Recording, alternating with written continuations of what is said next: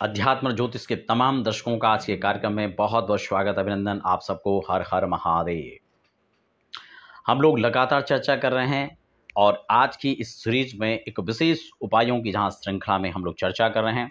हमारा प्रश्न, हमारा टॉपिक आज का शिव है तो समाधान है। और इस क्रम में हम राशियों के क्रम में लगातार जो चर्चा कर रहे हैं उसमें आज मीन राशि की बारी है।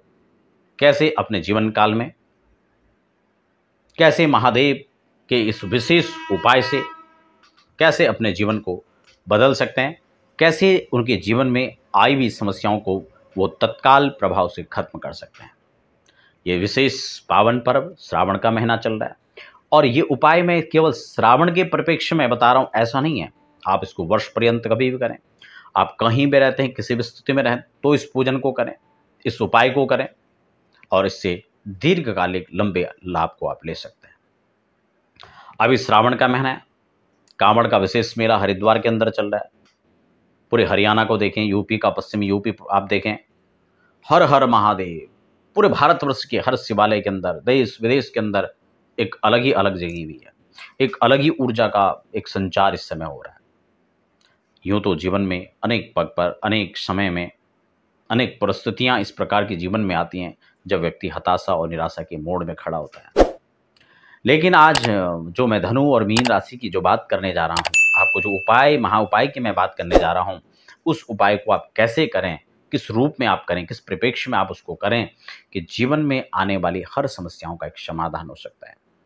और इसीलिए हमने इसका टॉपिक ही रखा है कि शिव है तो समाधान है। कई बार हालांकि और लोगों का प्रश्न होगा या अन्य राशियों का एक प्रश्न होगा कि क्या अन्य राशियों के लिए शिव नहीं है, क्या उनके लिए शिव समाधान नहीं है? नहीं है, लेकिन मैं विशेष रूप से अलग अलग राशियों पर इसलिए चर्चा कर रहा हूं क्योंकि वो उस संबंधित राशि के लिए विशेष प्रकार से उसमें एक महा उपाय में आपको उसमें क्या ऐड कर रहा हूं। तो मित्रों, कैसे हम अपने जीवन काल में इन समस्याओं से छुटकारा पा सकते हैं। जीवन में अड़चने, हताशा, निराशा आदि व्याधि ये हर जीवन में आता जाता रहता है, हर मनुष्य के जीवन में आता जाता रहता है। कोई ये नहीं कह सकता कि मैं पूर्ण रूप से हर तरह से सुखी हूं। हर व्यक्ति के जीवन में अभाव है, हर व्यक्ति के जीवन में कुछ समस्याएं हैं, हर व्यक्ति के जीवन में कुछ संकट आते रहते हैं।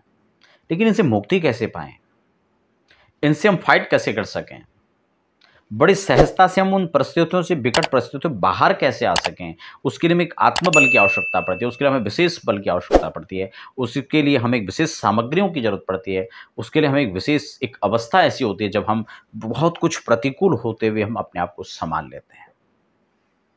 ये कैसे संभव होता है? और ये जो रास्ते में अनेक रोड़े आ रहे हैं, इनसे आप निकल कर बाहर पहुंच जाते हैं, आप सुरक्षित रह जाते हैं, तब ये कैसे हो सकता है? ये महादेव की कृपा के बिना संभव नहीं हो सकता। अक्सर हमने देखा व्यक्ति उस मोड़ में आकर के भगवान का पूजन करता है जब सब कुछ तितर बितर हो चुका होता है। लेकिन नहीं, आप पहले से आत्मबल पुष्ट कीजिए, आप पहले से अपनी इस ऊर्जा को सकारात्मक बनाइए। इसलिए मैं आज आपकी राशि के हिसाब से जो आपको बताने जा रहा हूं, आपको क्या करना है। आपको सबसे पहले अपने जीवन में एक बात का ध्यान रखना है। जो भी आपसे बड़े हैं, जो भी आपसे, यहाँ बड़े शब्द का मतलब कई प्रकार से बड़ों की संख्या यहाँ पर दी गई है। आयु वृद्धा, बल वृद्धा, धन वृद्धस्तथैव च, ते सर्वेपि ज्ञान वृद्धाश्च किंकरा शिष्य किंकरा। का कुछ लोगों को आयु में बड़ा माना जाता है तो वो भी बड़े हैं, आयु वृद्धा। कुछ लोग बलवान हैं, बल में बड़े हैं तो बल वृद्धा। कुछ लोग धन से बड़े हैं तो धन वृद्धा, और कुछ ज्ञान से बड़े हैं, ये चारों ही बड़े हैं। लेकिन इन सब में भी सबसे बड़ा कौन है? ते सर्वेपि ज्ञान वृद्धाश्च। उन सब में बड़ा भी ज्ञान वृद्ध को कहा जाता है। लेकिन जितने भी बड़े हैं ना, आप इनका सम्मान कीजिए, माता पिता का, गुरुओं का, जो भी आपसे बड़े हैं उनका सम्मान कीजिए। ये आपके लिए एक महा उपाय मैं बता रहा हूं। और जब आप इन सबका आशीर्वाद आप लेंगे, इन सबका सम्मान आप करेंगे, तो आपकी राशि के स्वामी जो देवगुरु बृहस्पति होते हैं वो पुष्ट होंगे। और देवगुरु का आशीर्वाद आपको मिलेगा तो गुरु धन के कारक है, गुरु विद्या के कारक है, गुरु संतति के कारक हैं, गुरु सम्मान के कारक हैं, गुरु एक विस्तार के कारक हैं। तो स्वाभाविक रूप से आपकी ये चीजें बढ़ेंगी। बहुत गंभीर चर्चा आज की है, इसीलिए मैंने कहा ना, शिव है तो समाधान है। आज समाधान यहाँ से मिल रहा है, लेकिन जड़ को आप पकड़ लीजिए। और जब ये चीज़ें आपके होल्ड में होंगी तो फिर कमी कहाँ है। ये सब कुछ आपके राशि के स्वामी के अधिष्ठात, उनके उनके उनके पास में ये सब चीज़ें हैं, वो उनके अधिष्ठाता है, उनके पास पड़ी हुई ये चीज़ें, वो इन्हीं के कारक हैं, उन्हीं के दाता हैं। इसलिए आपको ध्यान रखना है, ये सबसे पहले आपको ध्यान में रखना है। अपने मस्तिष्क पर हमेशा तिलक करें तो अष्टगंध का या हल्दी का या चंदन का, और पीले कपड़ों को आप अपने वस्त्रों में स्थान दें प्रधानता से। और अभी महादेव का ये श्रावण काल चल रहा है, जितनी भी समस्याएं हैं उनसे छुटकारा आप पा सकते हैं। महादेव का नियमित पूजन करें, नहीं तो घर में आप स्फटिक शिवलिंग, पारद का, नर्मदेश्वर शिवलिंग, ये सब घर में रख सकते हैं आप। बहुत सारे लोग कंफ्यूज रहेंगे कि नहीं घर में रखते नहीं है, आपने सुना होगा, नहीं, ये बिल्कुल मिथक है। आप घर में रख करके नियमित पूजन कर सकते हैं। और मैं प्रमाण हूँ, हमने रखा हुआ है, नियमित अपने कार्यस्थल पर है, मंदिर में है, हमेशा हर जगह लेके जाते हैं, हर जगह पूजन होता है। तो आप निश्चिंत होकर रखिए और करिए। कैसे पूजन करना है? भगवान शिव का ध्यान करना है। मैं हालांकि अभिषेक कैसे करते हैं, पूजा कैसे करते हैं, इसके लिए विस्तार से अलग से वीडियो बना चुका हूँ, अलग से सारी जानकारी मैंने दी है, लेकिन आज मैं संक्षिप्त में आपको उपाय नहीं, महा उपाय के तौर पर बता रहा हूँ। भगवान शिव का पुष्प गंधाक्षत से ध्यान करना है, प्रणाम करना है। जो भी श्लोक मंत्र विधि जो भी आता है आप आराम से कीजिए, यहाँ पर कोई विशेष विधि नहीं है, आप सरल से सरल विधि के साथ कीजिए।